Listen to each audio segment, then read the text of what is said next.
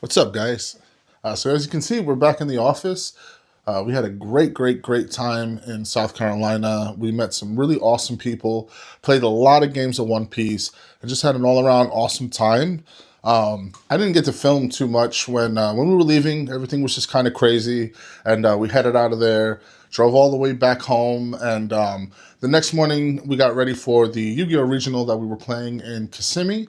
So I was just really focused on that and getting everything together, making sure everything was good. A lot of paperwork that goes into those kind of things. So yeah, hopefully you guys are enjoying the large mega TCG vlog that I put up for you. You got to see me playing against the owner of Worldfire Games. Super awesome guys. Shouts out to you, Peyton, and everybody that works with you. And I think that I kind of already miss you guys. So, but yeah, so this one is going to be the Kissimmee Regional. We filmed as much as we possibly could. You're not allowed to film the games there. So I say that in the video that we weren't able to film the games, but I did check in with you guys a lot to make sure you knew what was going on. We met up with all the Yugi boys. Haven't seen our boy Joseph in a long time. He drove up from South Florida to play, so it was really good to see him. He did pretty well, so you'll see that in the vlog coming up. But yeah, we had an all-around great time. I hope you guys enjoy this vlog, what I was able to get, and see some really cool cards that they had there. But yeah, and just had a great Yu-Gi-Oh! Day. I was exhausted for the first couple hours of the tournament. Finally started to come into my own as it went on, but just had a great time, and I hope you guys really enjoy this one. We played Maliss, so let's see how we did.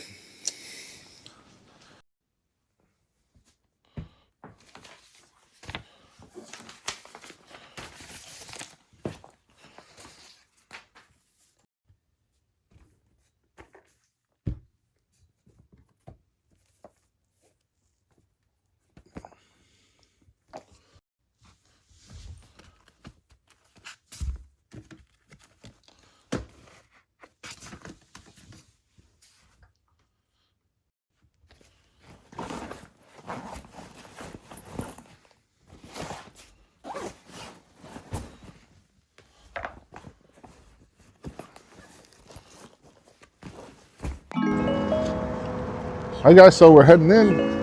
Got here super early. I'm exhausted.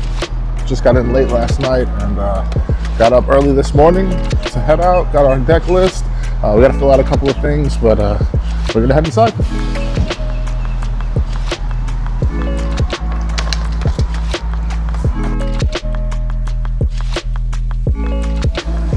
And we're inside, guys.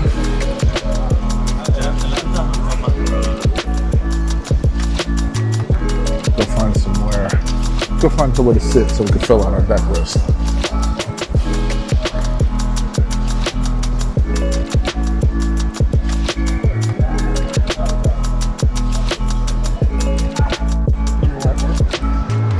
Had to stop and check out some cards first.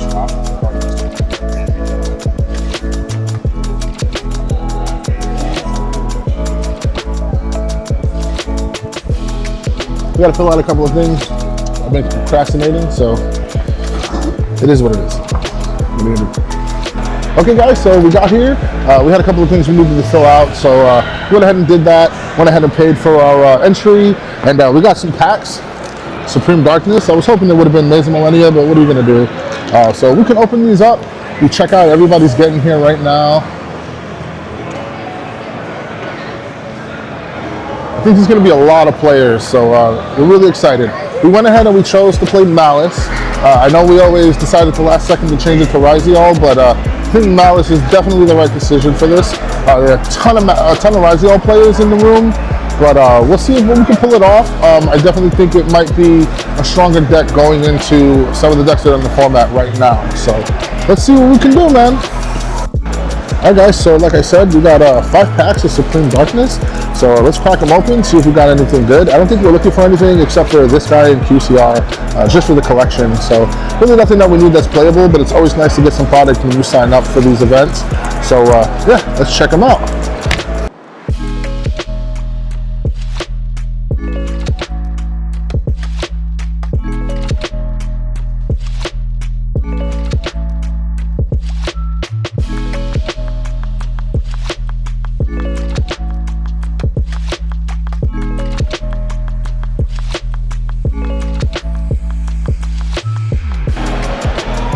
All right, so we actually got a secret, and we got an Eclipse Twins, which is awesome, super playable in Yugioh, but we didn't need it today, so it's all good. We'll see, maybe we can trade it off for some nice stuff. I'm gonna go head over by the guys and make sure we got everything set. I'm not allowed to record the matches at these events, but I'll definitely check in with you guys in between rounds and let you know how we're doing. Angel Martinez. Met up with these jokers here. How you better, bro? Dude, it's just like giving your opponent a card. It's never good, man. Giving your opponent something, like it's... Guys, this binder is crazy.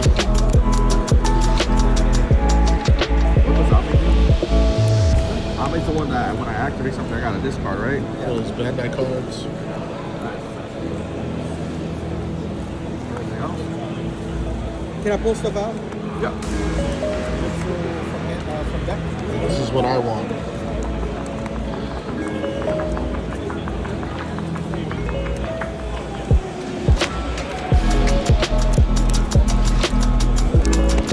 Right there.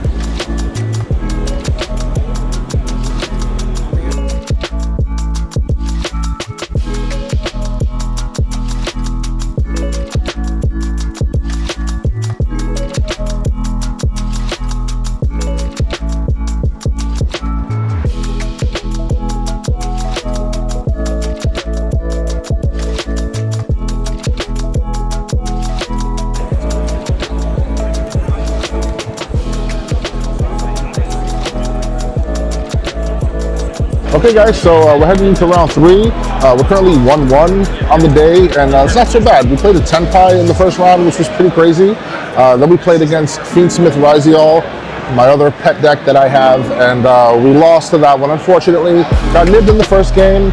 We did grind it out. We were able to take that one. Second game, he Lancey'd me, and there's really nothing I can do. We just passed it back. Third game, we grinded it out. I got a Crypto on board. He set up his strong Desiree. I was able to banish it away by baiting out the negate, and we just kind of went back and forth a bit, and he took it. There's nothing you can do about it. He was a great guy, great opponent to play against, so that's always good. It's always about the connection rather than just the wins. But like I said, we're heading into round 3. Let's see if we can kind of turn it around and end on a positive record for the day. That would be awesome. So yeah, come along with me, guys.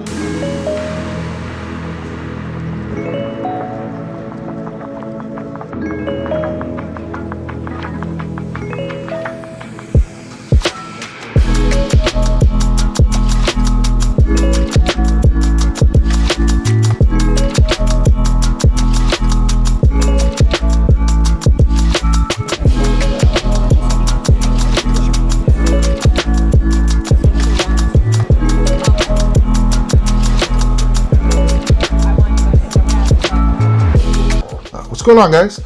So as you can see, we're back in the office. We had a great time at the Kissimmee Regional. Met up with all our friends. My brother met up with me. We actually played against each other in round 5, which was pretty nuts. But yeah, we stuck around for about 7 rounds. At the time, we were 3-4 when we ended up dropping and leaving. Not the best record, but not the worst. I still feel like I performed pretty well. Really only take any L's to the Fiendsmith Yugioh, which is just crazy. But you know, same kind of situation as the YCS. So not super mad about it. I still think that this was the right deck for me to play. I was able to play a lot more and get myself out of some more sticky situations with Maliss because I feel like it has a way higher ceiling than Yugioh. But you know, that's just my own personal opinion. But I again had a great time. I was just super exhausted. We got in at like midnight the night before and woke up at like 6 a.m. to start getting ready and head out to the venue. So, but glad I went. And yeah, so I figured I'd do this quick little deck profile so you guys could see why I played some cards, why I didn't play certain cards. And if you guys have any questions, just, hit me up in the comments and leave those questions, and I'll try to get to you as quick as possible, man. But for now, let's just kind of get into it. So yeah, so first, it's the obvious. We played 3 of the mouse, 3 of the rabbit, and then only 2 of the cat. I originally had her at 3. I know that a lot of lists are cutting her all together or just playing her at 1. I still feel like 2 is good. I'd rather see a name in my hand than not. So the cat, which is funny because when I did have the cat at 1, I saw her in my hand constantly. When I added it to 3, I never saw it. But 2 I feel like is a good medium. When we get the new one, maybe we don't have to play her anymore. Who knows? We'll see. But for now, I think those are the right ratios for my version of the deck. Then we have the honorary Dotscaper, the honorary Maliss monster. It'll be nice when we don't got to play this guy anymore, but for now, you got to play him. Extra body lets you link 1 into the decoder to kind of just pop off. So even if you open him and you need to normal him, the fact that he just comes back from grave is great. You can kind of just link decoder, bring him back, link into something else. Now the decoder comes back and you just at least get up into something like a firewall, which you'll see in the extra deck later. I played 3 of the field spell, which is funny. The field spell for now, right now, is really doesn't do anything. It's just there in my build of the deck so that I can pitch it off of the Chessy Cat. But it still gets you out of certain situations. Like if they go after your white binder early, you can kind of just drop this, banish her off. That used to be how you just how you comboed out when the Terahertz build was the main one. You'd want to drop this, banish it, and go from there. But after you use the effect, it's kind of just sitting there. But it's a good bait to drop it. But then I play the fourth field spell. Again, this is really just for bait. You open this up, you're going first, you drop it. 9 times out of 10, your opponent might go after it with an ash. So it eats an ash really well. Again, it's something that we can search the field spell with if we really need to get out of a tough situation. But for now, these are the right ratios, I think, for the field spells. Then we have 1 of each trap. The traps are just absolutely insane. Now the way that we play, it's good to be able to flip these, banish off your cards, and get them back off of the Griffin. I don't know if we're going to get any more of the traps. It might be nice because the verbiage on the field spell makes me think we are. I've seen some builds that are using the TB11 at 2. I don't know if that's correct. I do like just 1 of each, especially since you can kind of just bring them back, like I said, or just reset them. So yeah, for now, just 1 of each. I think that's correct. Then we have our other searchers in the deck. The Gold Sark. Got to play this. This is great if you see it. If you don't see any names, you see this, great. And then I only played 2 Allure. I was playing Signet Mining in an earlier version of the deck. I just didn't like negging 1 and then getting Ash anyway. At least this, I play this, that you have to Ash it at activation. Otherwise, it doesn't really matter, right? You get the draw, and then they can draw you, but Signet Mining, they were probably going to draw you anyway. So at least with this one, you'll get the draw off, and then you can kind of... Only 1 time did I play this, and I ended up having to give her to my whole hand, and that was at the YCS in the mirror against my boy Enrique. It was hilarious, but that's the risk that you take with this card. Other spells that we played: Called By and the Crossout. The Crossout, you're strictly just using this to go after the Lancia. Same with this one, but it does come up against Ash. At the YCS, this was actually my MVP card for the deck, but let's bring this up to 2, Konami, because then we can have all the hand traps you want in the format. If you bring this at least up to 2, I think it's a fair balance. This card does go kind of crazy.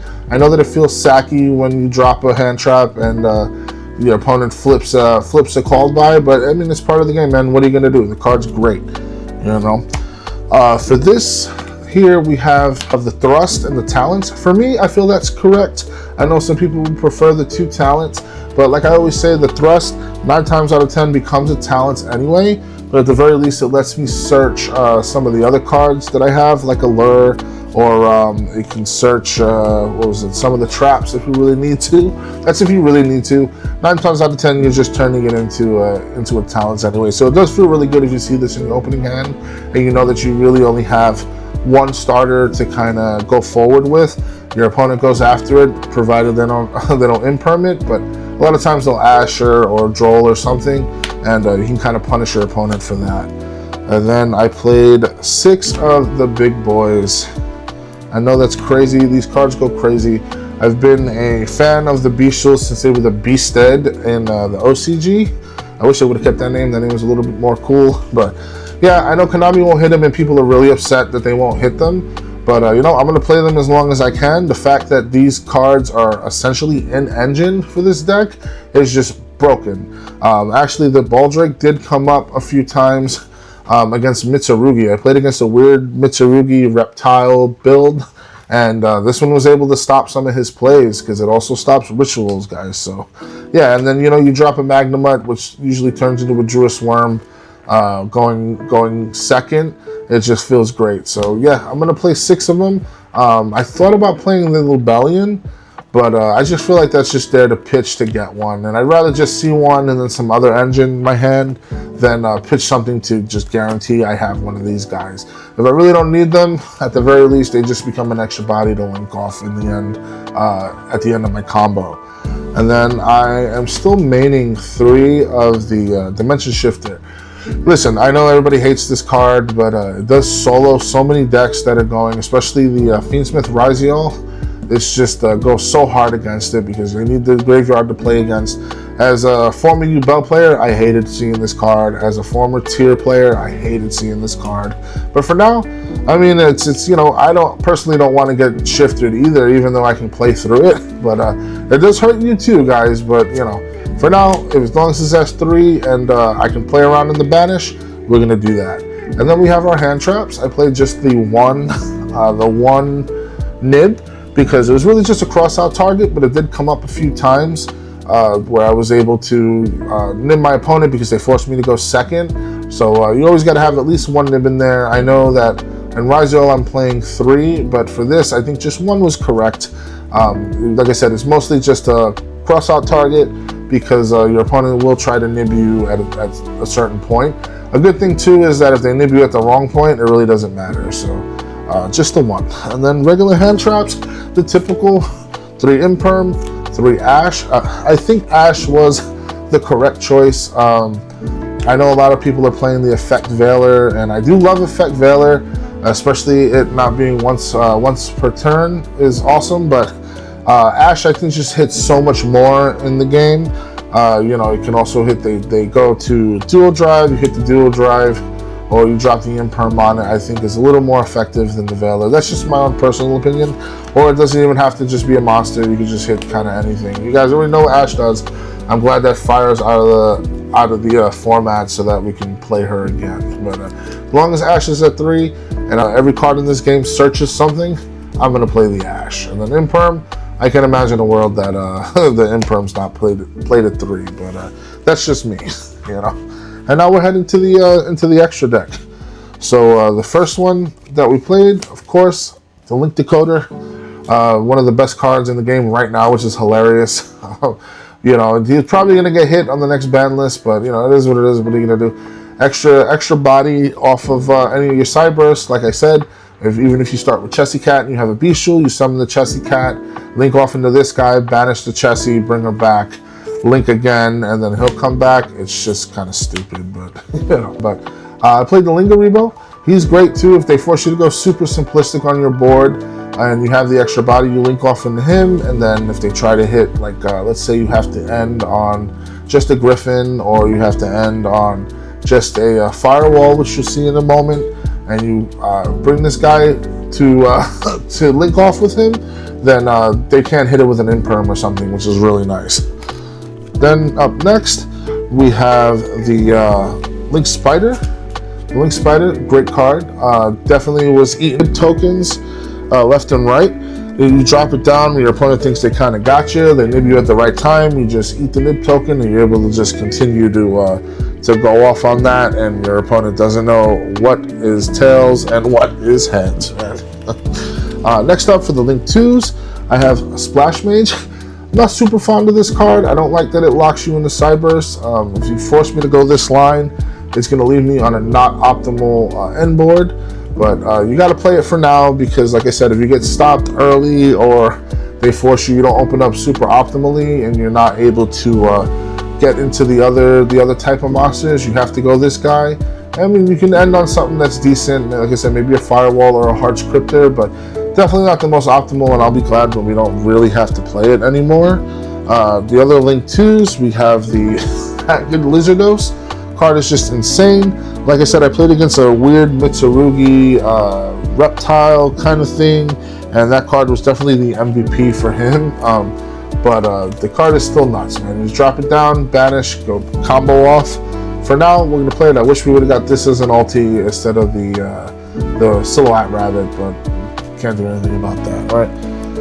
You have the IP. You got to play IP. She's just your only way that you can quick link into the Heart Scripter now on your opponent's turn. It used to be the Codasol.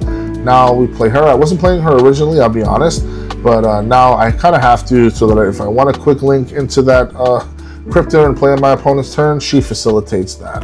Then SP. SP is everybody's deck staple, which is funny. I actually don't play her in Raziel, and I didn't make her not once during this event. But she is also in engine for this deck. Having her drop down and be able to banish a card from your grave and just kind of keep going from there is nuts. But I didn't make her not once, man. I love her. She's a great card. I've been playing her since Rescue Ace. But yeah, for now, she'll stay there, and then if we need her, we'll make her. Now we move on to the Link 3s. We have the typical, the white, the red, and I call her the gold. Yeah, so your white binder is now who you want to go into first.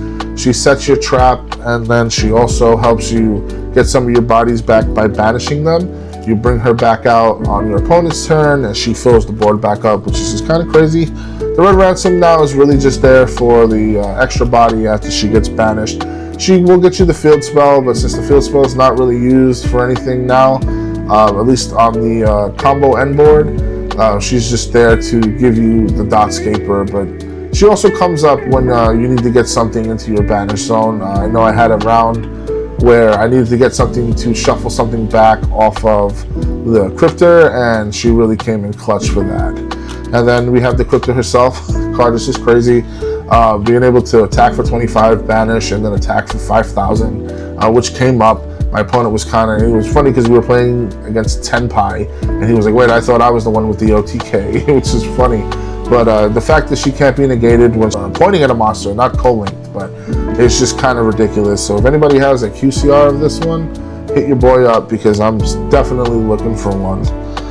Then we have one more Link 3, which is a little weird, but the Transcode Talker, I really like this guy.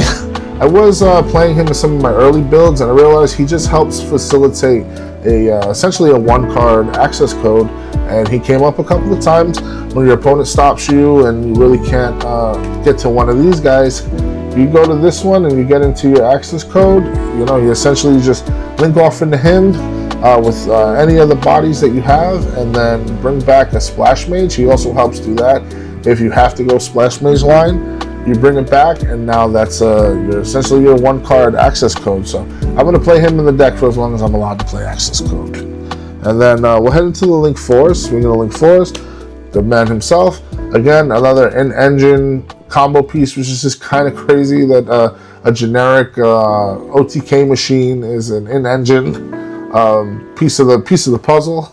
But access code talker, being able to banish off, you banish your girls to get that pop that they can't respond to, and then now you banish, you're able to bring the girls back and kind of keep going from there. So yeah, access code, I've used to shoehorn it into kind of any deck that I was playing, even if it didn't work. I love having a good place for him in this deck where I feel confident going into him that it's going to help me extend, not just clear my opponent's board. So yeah, and then I'm still playing the regular Firewall Dragon. I know that seems kind of weird, but the Firewall Dragon, you end on this and then attach the Lingarimo to it, and now you have that bounce. Your opponent starts to play kind of all wonky if they see this guy kind of just staring down. And it's funny because I wasn't around for the Firewall Pass era, but that's typically what people say to me when I have to end on this. They're like, oh, Firewall Pass. Well, yeah, Firewall Pass has gotten the job done quite a few times. And then the last two is the Griffin and the Abala Coup.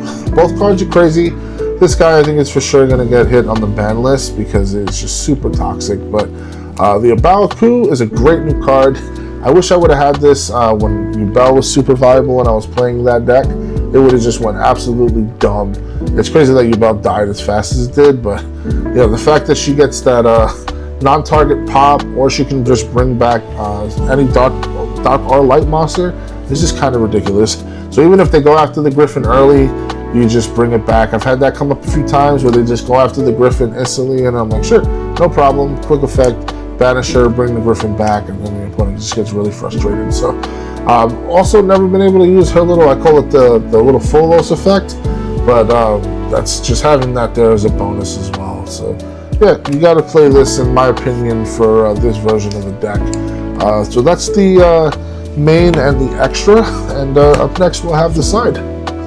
So yeah, so the side that I had, I like to set the side for the event that I'm playing. I definitely feel like some of the decisions I made in the side on YCS Orlando were wrong decisions. I wasn't playing certain cards that I felt like I should have. There were some that I felt like I played wrong that I was playing, but you know, nothing, you can't change that now. So I did my best to make sure I was playing against this meta and what I figured I would be going up against, and I feel like I made some of the right decision. So first up, we have the Artifact Lancia. Yes, this is literally just a cross-out target, but I also don't feel bad if I'm playing the mirror, because the first thing that my opponent's going to do the second they see a Maliss card on the board is throw 15 of these in their deck during the siding process. So yeah, so we played the one as a cross-out target. Like I said, if we played the mirror, then it was just a bonus to have one. But the card just goes dumb. As a Maliss player, I'm not going to say that, you know, it should be banned, because it really only affects my deck, and I don't like to say that things should be banned just because they affect the deck that I'm playing. But yeah, played the one for sure. I played the other two Nib. I did side them in a couple of games. They were able to kind of hit my opponent's board. I played against a Unchained Fire King thing in like the 6th round, and as you can imagine, it was a little awkward, but he was able to kind of swarm the board with some of the bodies, so I did have a Nib in hand and dropped that down, and that helped. Again, a lot of times too, it's just a cross-out target that I can stop. So, but you know, the Nibs, I still think they are very, very viable. And this is one card that I didn't put in my list when I was playing at YCS Orlando, and I feel like it was a huge mistake, was Droll. Droll, I had heard from a couple people that it wasn't going to be great going into that meta, and I just think that was incorrect. As a Ryziol Fiendsmith player, this deck just completely shuts it down, almost as bad as Lancia shuts down Maliss.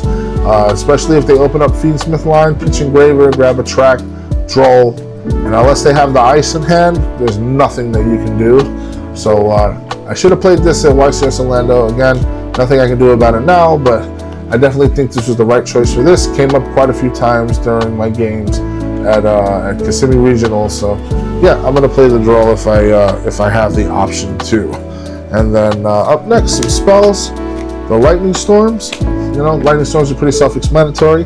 We're no longer in a place in the game where people are leaving everything in defense position, so it's good to have this. You can hit everything that's in an attack position, or you just pop the back row. You know, like, it still doesn't hurt to hit everybody's fill spells back rows. It hits the cross. It hits all that for Ryziol, so that's really, really nice.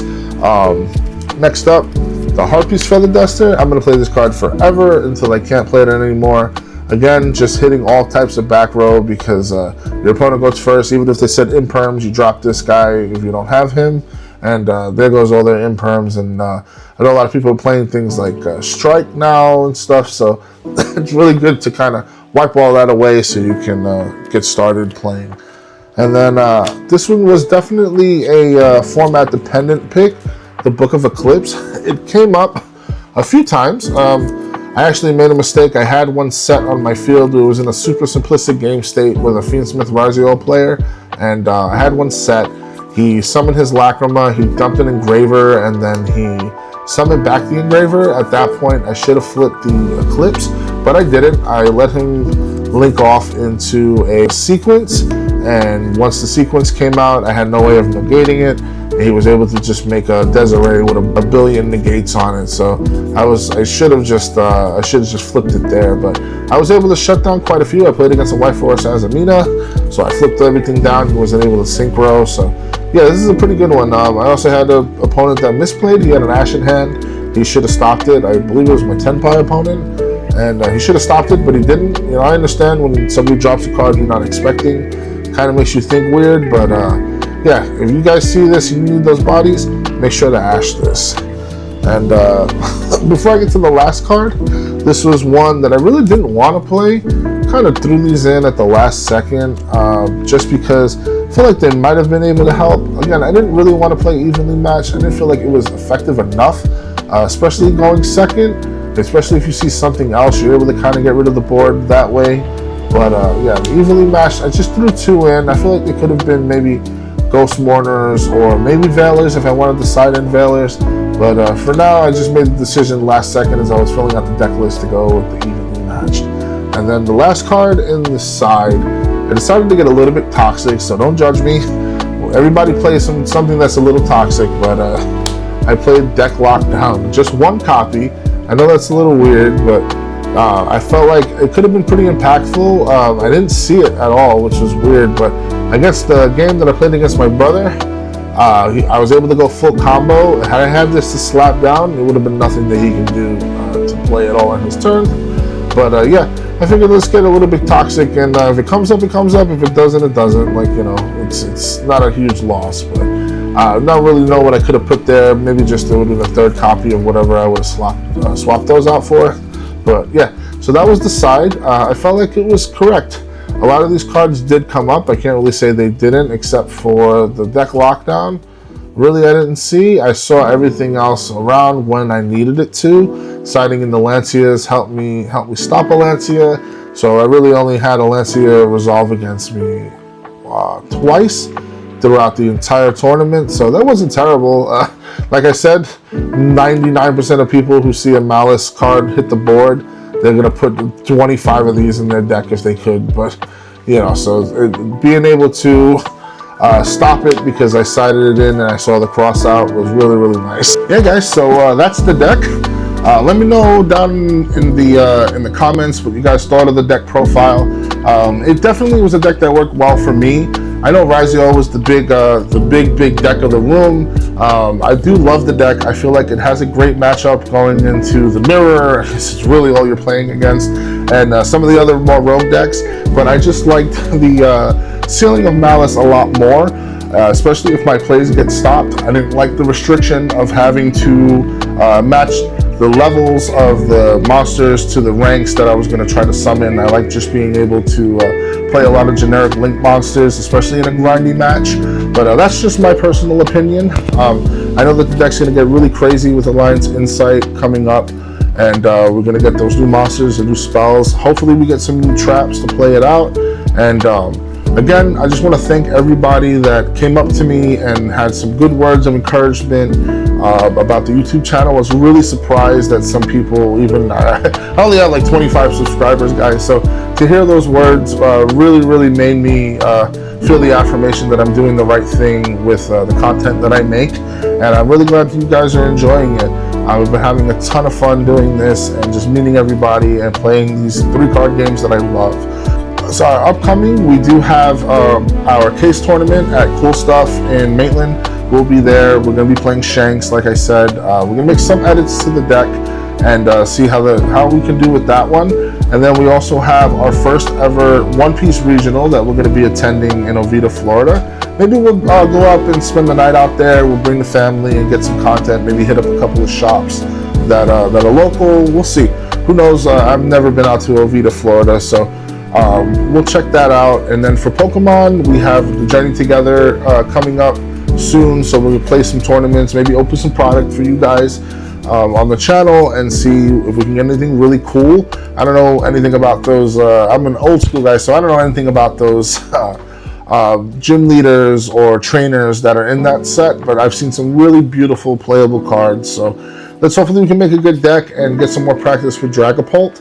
We weren't able to get into the Atlanta regional, so That's unfortunate, but there's nothing you can do. I promise we'll have a big tournament for Pokemon or something and get some more Pokemon content onto the channel. But for now, that's going to be it for me. Like and subscribe, guys. Let me know if there's anything you want to see, and I'll do my best to get that content out to you.